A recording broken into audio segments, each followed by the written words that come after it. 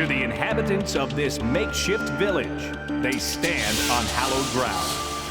Thousands of believers have made an October pilgrimage to the holy shrine of dirt racing, Syracuse, and the Moody Mile. Some come to celebrate and declare their allegiance to the cause. Others are summoned to bask in the sunlight of recognition and proclaim their significance. Still others need to stand with and worship their hero.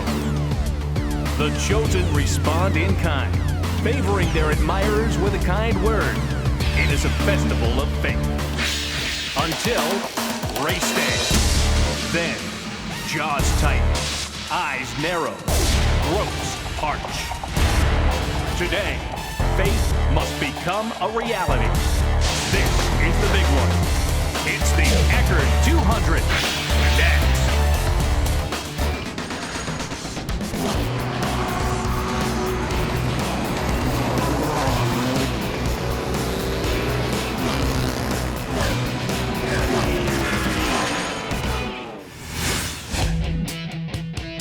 This is the Moody Mile, the New York State Fairgrounds. We're in Syracuse, New York. Today, this ancient speedway will test man and machine. It's the ultimate dirt modified race every year, the 35th running of the Eckerd 200. Hello again, everyone. I'm Rick Benjamin. Shane Andrews alongside Mark Kenyon and Andy Fusco will be on pit road for us here today.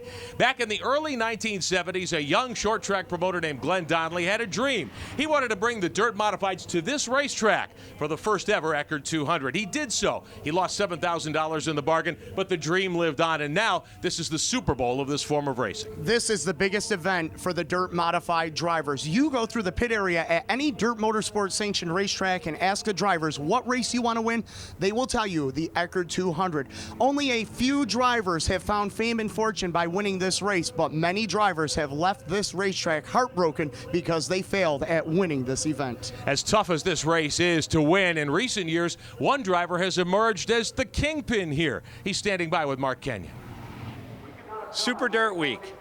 It's all it's cracked up to be. It's big, it's Daytona, it's Indy, it's everything rolled into one. It's the biggest race these guys do. Win Super Dirt Week, you make your career. Win it 4 times, you're a legend. With me is Billy Decker. Billy, you know how to win this race. My first question to you is, do you still get nervous? Oh, you better believe I get nervous. It's like Bob McCready said, this is the holy grail of dirt racing, and if you're not tense in this situation, you're never going to be, I can tell you that. We're watching this racetrack, and I've really never seen it be this good. I think there's going to be a top side. What do you think the strategy is going to be today? Because, you know, the fuel mileage will play a factor, but as far as driving, your job in the car. I think it's more of the same. You got to get good track position and make the most of it. You know, we bring this gypsum wholesaler car is just awesome, and I'm surrounded by great people. And that's part of what it takes to win here. And I think we win a lot of our races right in the shop. As far as today's concerned, you know, it's going to be a shot from the hip like it was last year when things got messed up a little bit.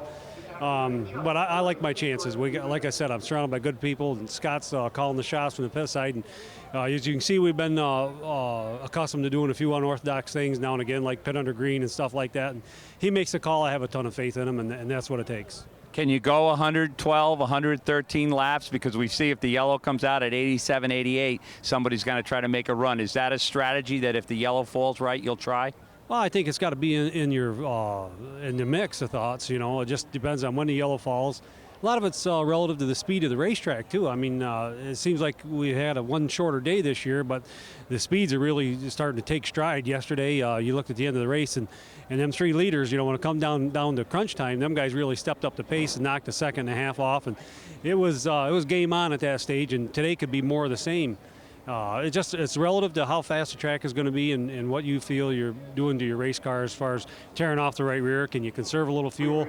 And it's going to take a guess in the middle of the race to make the right call. Billy Decker, 4 wins at Super Dirt Week today, looking for 1 for the thumb.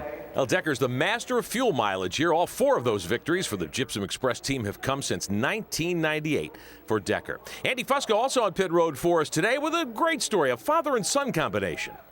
Quite the incredible story in row 3 today. A father-son team. Starting 5th, Jack Johnson. Starting 6th, son Ronnie Johnson.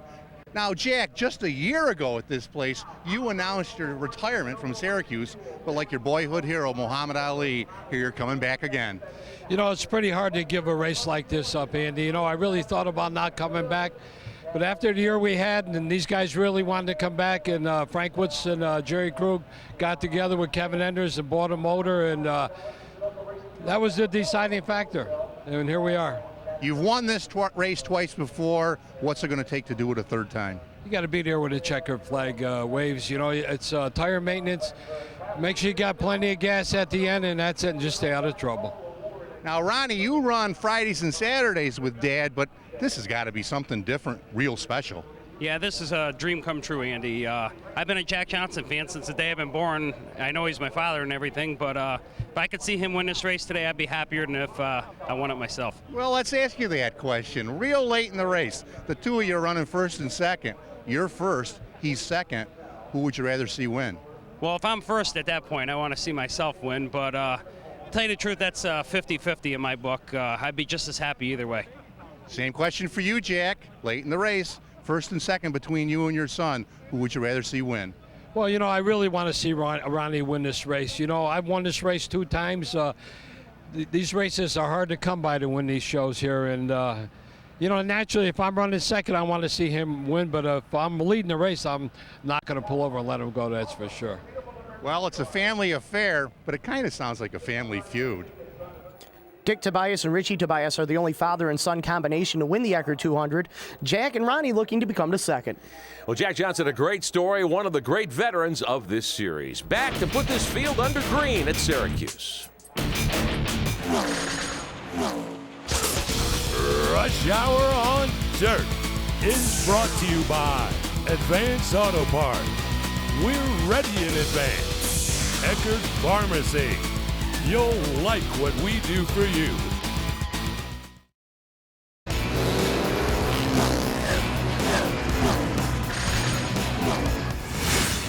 Welcome back to the New York State Fairgrounds. The Moody Mile getting set for the 35th running of the Eckerd 200, part of Super Dirt Week. And Shane, the weather is fantastic. Usually it's snowing by this time. This is my 20th Eckerd 200. I can't remember the last time we saw 4 consecutive days of sunshine for Super Dirt Week. Fantastic weather at the New York State Fairgrounds. 76 degrees, just a bit of humidity, hardly any wind, and we'll see clear skies throughout the running of the 200 miles here this afternoon. But Shane, the real story, the purse, almost $250,000 here. $243,000 is the total purse, $100,000 going to the winner. This is the biggest race for these dirt modified drivers. Certainly the biggest financially, but it's also the most prestigious race in the entire Northeast. And the big part of that, it's a mile. It's the New York State Fairgrounds. It's fast. It's brutal here. Clay, stone, dust surface. This is the biggest track that these drivers will race on all year long. Well, let's get a word from Mark Kenyon as he takes a look at the track conditions, about set to put the field in motion here this afternoon. Mark's down in turn 1. The Moody Mile, Syracuse, the Lady in Black, track conditions. If I could put my finger on track conditions here, I'd be a paid consultant for half of these teams. Track conditions at Syracuse are always tough. Bright, sunny day. But I'll tell you this, I've never seen the track look so good. There's 2 grooves. They put some new clay down. Obviously, it didn't stick down here in the bottom because it's still the same old Syracuse, rock hard. But up on the edge, I see a second groove coming in. The winner, I think, is going to be a guy that can get that left front on that high side and pass on the outside. Don't go anywhere. Tighten up your belts because, baby, it's go time. Drivers, start your engine! Rick, it doesn't matter if it's your first time to Syracuse or your 35th time. When they fire up the big blocks here on the mile, it sends chills up and down your spine. It is a moment to take note of each and every season, every fall when we come here for the Eckerd 200 at the New York State Fairgrounds. Jack and Ronnie Johnson rolling off. There's Bobby Viren. We'll be back to start the Eckerd 200 in a moment.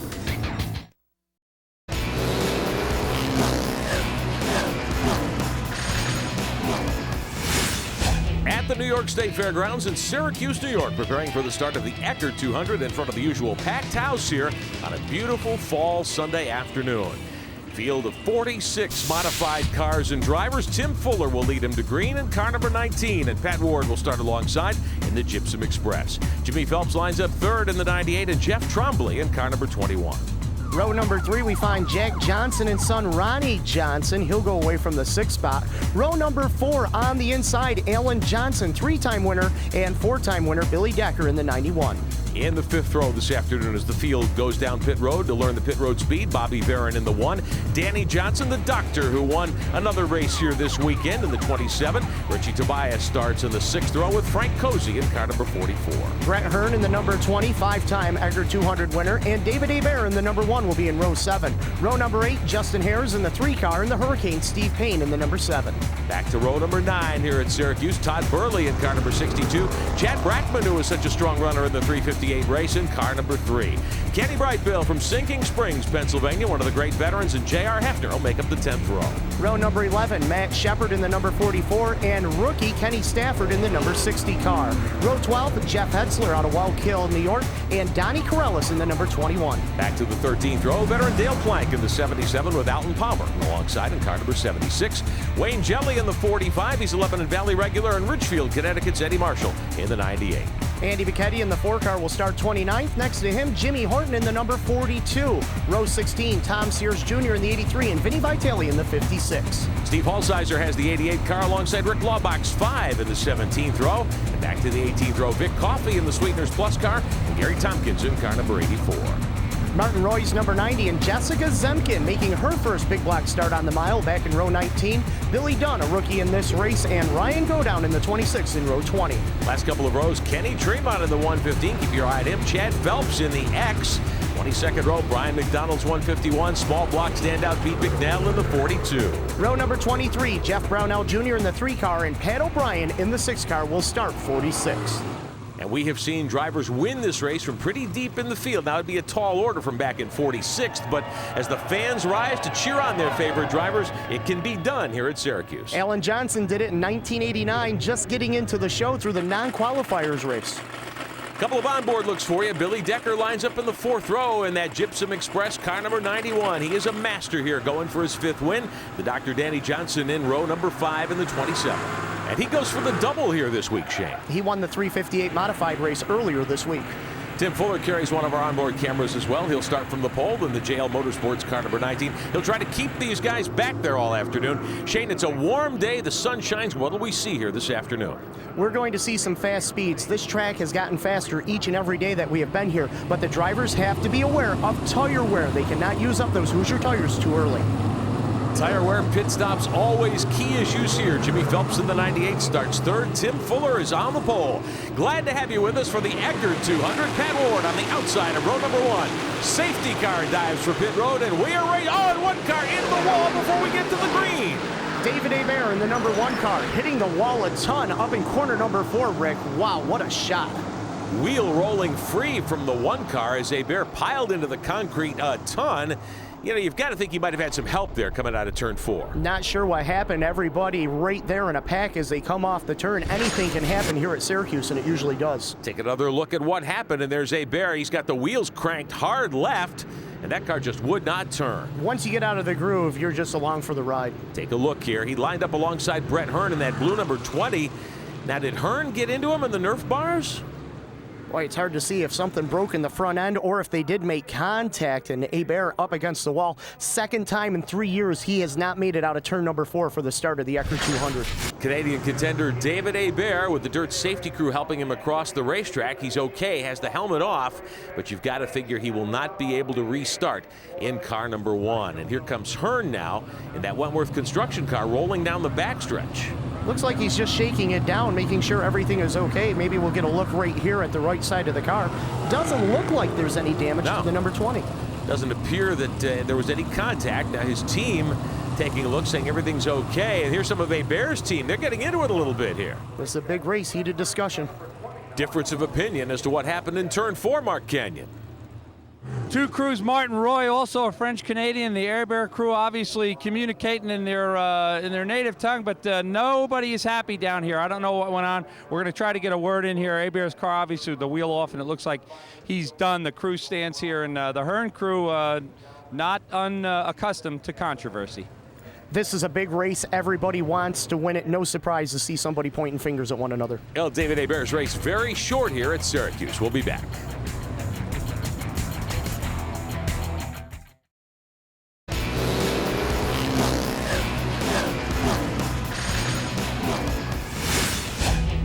Welcome back on Speed. The field under caution. Laps counting now after that David Hebert incident. Mark Kenyon's caught up with Brett Hearn's team. Mark, what are they saying there? Is the 20 car going to be okay? We're down here with Vinny Slender. Vinny, what happened out there? The